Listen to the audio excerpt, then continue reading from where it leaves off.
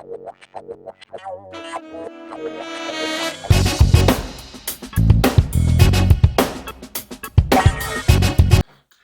y'all, I'm the Eclectic Blerd and welcome to another Eclectic Review. Today we're going to be reviewing the Falcon and the Winter Soldier episode 5 entitled Truth.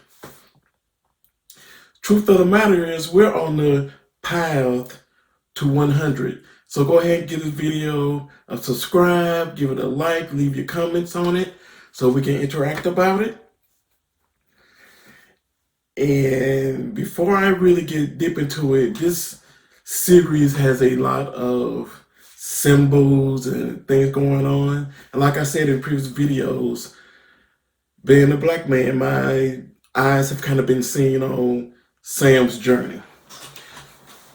But before I get in there, let's kind of get into the symbolism of the shield, which they used a lot in this episode and actually throughout the series. At the beginning of the episode, Walker and Bucky and Sam get into a fight, basically over the shield, because of what Walker did, killing murking the guy in the middle of the street, right? So it was great, and if you're into those things, it's a great fight scene, kind of Civil War-ish with when it was Steve, Bucky against Tony. It was not quite that, but similar kind of vibes. Even with kind of the music and kind of the photography and the videography was similar, so that was pretty cool. But the symbolism of that shield and what it means to people, it means so many different things to so many different people, right? You know, when you really think about the first Captain America and how he was chosen and how they allowed the doctor wanted one person, which was Steve, while the military wanted another person, which was Hodge. And as I'm watching the show, all I can think about is Steve just wanted to help people. Hodge was just a prototypical, all the time, just soldier. And what Walker became is what Hodge would have became. They're the exact same person to me. And because of that, I'm wondering, even though Steve Rogers is Captain America, but is he really the Captain America that the government wants?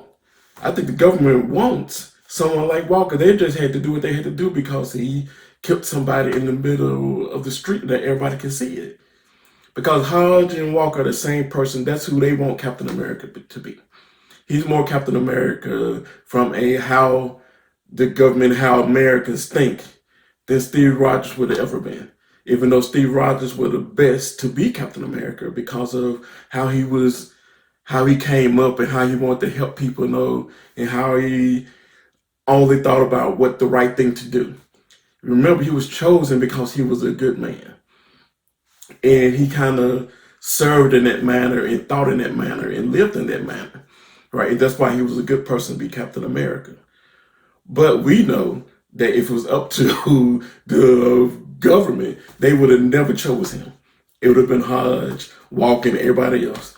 Just like Walker said when he was a part of this episode, they basically, I'm not going to say court-martialed him, but in general, they put him on trial just saying, look, you're no longer Captain America. We're not giving you no benefits, no nothing, regardless of all the stuff he's ever done. Now, of course, they need to punish him, but man, really? You're not going to give him nothing after he did everything that you did? And he basically was like, you made me. I am who you made me to be. I'm Captain America.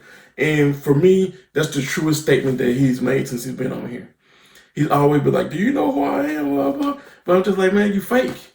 But when you really think about it, he's more Captain America from 2020 than anybody. 2023, I guess, for the show.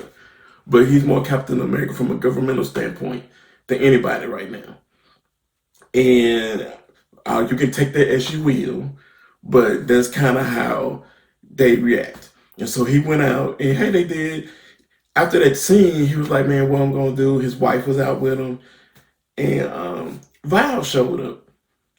And Julie Louis-Dreyfus is going to be a character who's on par with. I did a little research because I'm not deep into comic books, and that character is kind of on par with Fury as far as how high she was within Shield when there was a Shield. In some spaces, she became Madam Hydra, that she was a double agent, but I don't know. I didn't do enough research to really figure out who she's going to be as far as the MCU is concerned. But she was pretty sweet to see her on there and get that cameo. And of course, Walker, went to his boy Lamar family. Like, I killed him because he killed Lamar. I just want to give him justice. And the parents like, oh, you gave him justice. He loved you.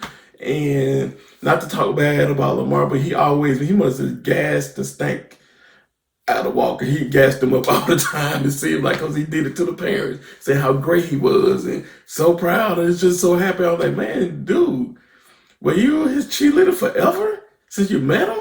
But that's another story. I do know that at minimum Lamar was his conscience, and now he doesn't have that, and so it's going to be a little bit difficult for him to make decisions, I think, because from the show, Lamar always would direct him towards a direction that was the best direction to go in instead of just fighting his way out of stuff, which is what he basically does, I guess.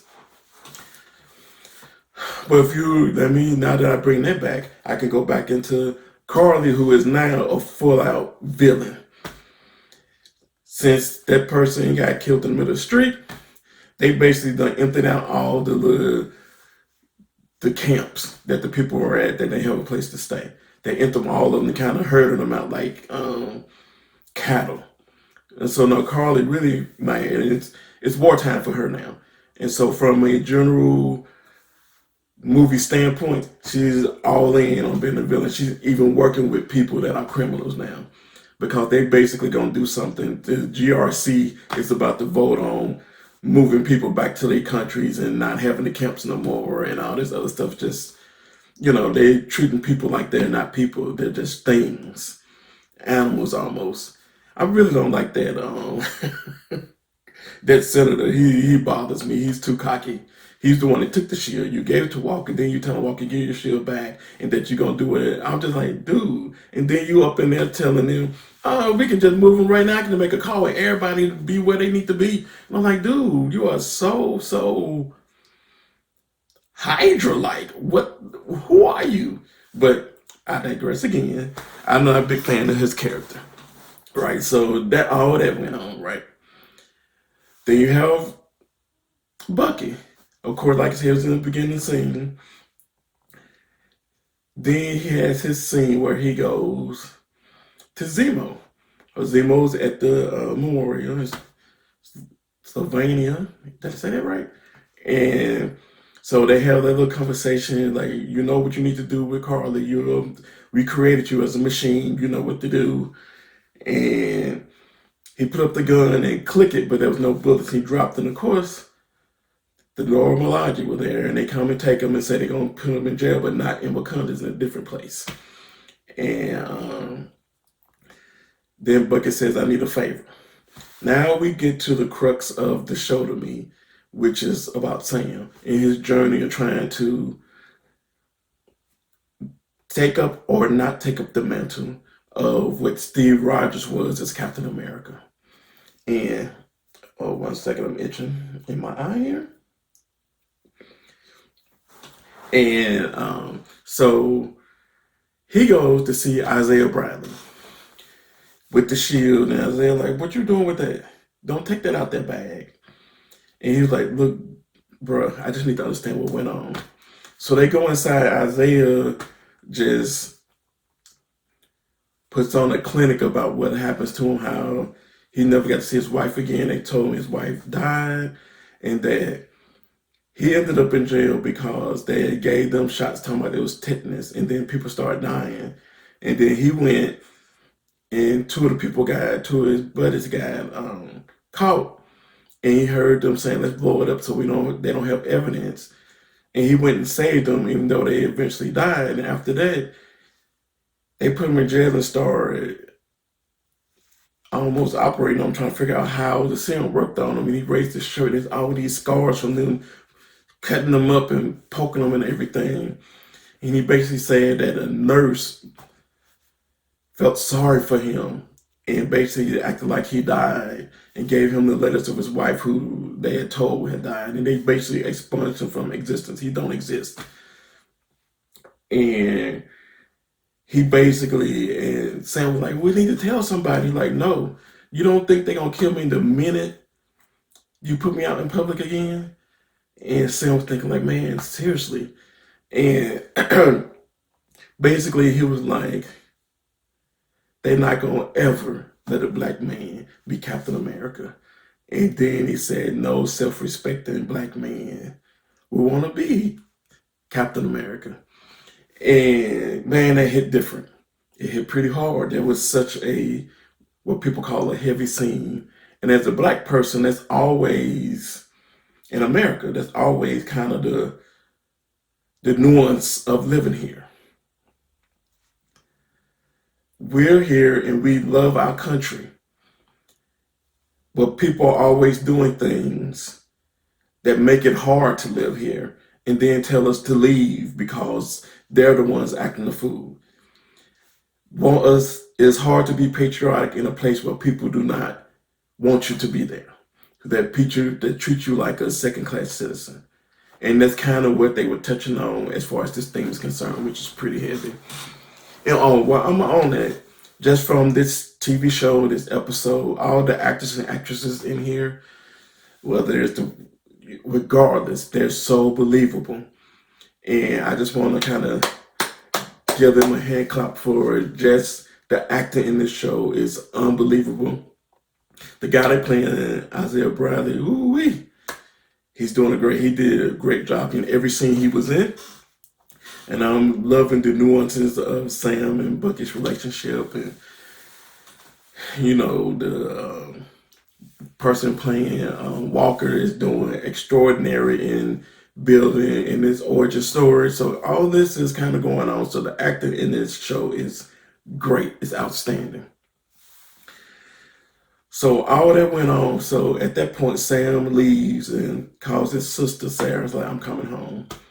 Come home, realize they couldn't sail the boat because there's too much wrong with it. And then he would talk to his sister just saying, man, what they did to that man, I can't get it out of my head. And she like, want to talk about it? He's like, no, they just did him so wrong, man. And he said he's just waiting on leads or whatever. And they're like, I don't know how we're going to fix the boat without the money.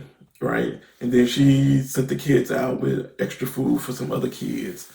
And he's like, you know what? I'm just going to call in favors to all the people that our parents are helping. Next thing you know, they plays a little, sound like a 70s montage of music or whatever. But the community came out and got stuff. And they had this big engine there. And they're like, how we going to get it off this truck? Then Bucket showed up and moved and said, you're welcome.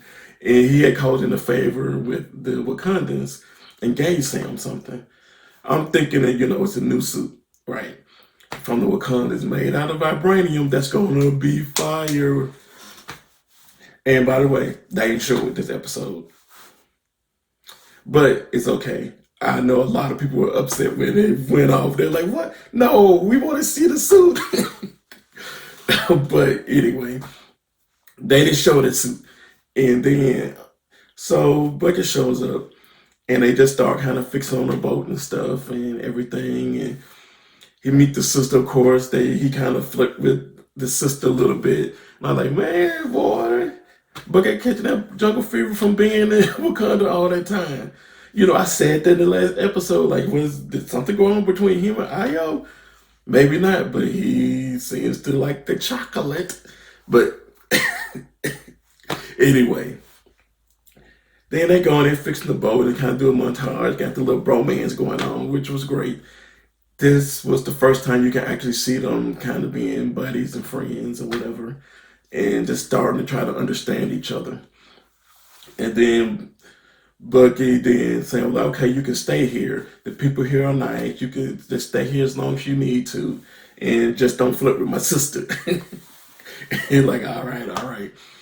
And so stuff went on. And right before Bucky decides to leave there, kind of tossing the shit around. And Sam tells Bucky something that really resonates.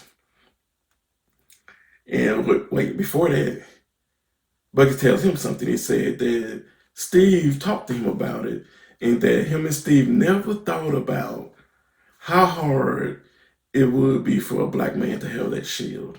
And he actually apologized to him. As a black person seeing it, it's like, man, wow. Just people just kind of growing through this episode and saying, Sam saying, thank you for saying that and everything. But then Sam told Bucky two things.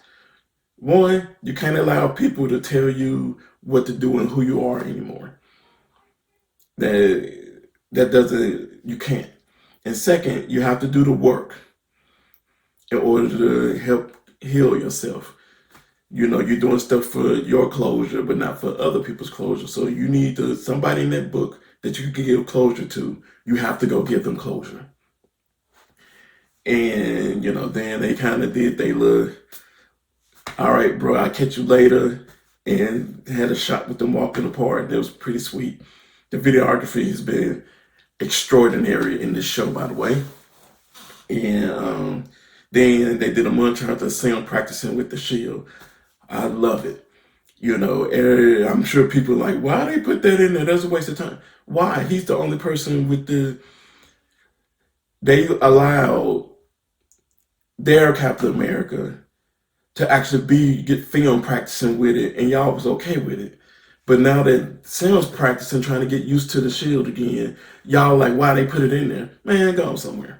But that was a great thing to put in there, to watch him to work hard, to get stronger, and start getting used to the shield, and to be able to throw it with more force. And, just the whole thing was great. And watching his nephews, messing with the shield, you can tell that he was just coming to grips doing that montage that, it's time for me to just take up this mantle and do what's right.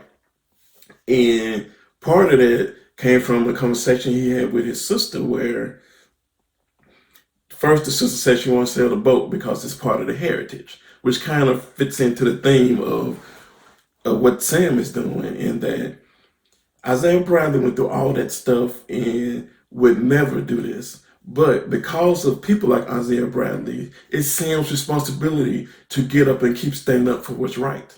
Whether people want a black Captain America or not, it's his responsibility to do what's right. And that includes being Cap. That's just how it is. Because his sister was like, you can't let nobody tell you who you are. You be who you're supposed to be. And, I think Sam is going to be a Cap with the background of understanding of, I know who I am, my background, I know things about Isaiah Bradley, things are broken, I can't even get paid to go to the bank to get stuff. So he has a background of that. But at the same time, he has to do what's right. He has to do to help people. And if he just becomes that Cap, he'll be more like Steve and less like Walker and Hodge and all them other folk, right? And so at the end of the show, he's talked to Torres. Oh, I forgot Torres had a little scene there. He's like, what you want to do with the wings? He told Torres to keep them. So maybe Torres going to try to be a Falcon. Who knows? But Torres called him and said, hey, we got a ping in New York, right when he was watching the news about that GRC meeting. And he's like, oh, it's fine. And so that's when he opened up the briefcase, and of course, nothing's there. And all of that's going on. And at the end of the show, the GRC, the lights go out, everything go red, because the Flag Smash is about to do something. It ends, and then the post-credit scene, they had Walker making his own shield and stuff.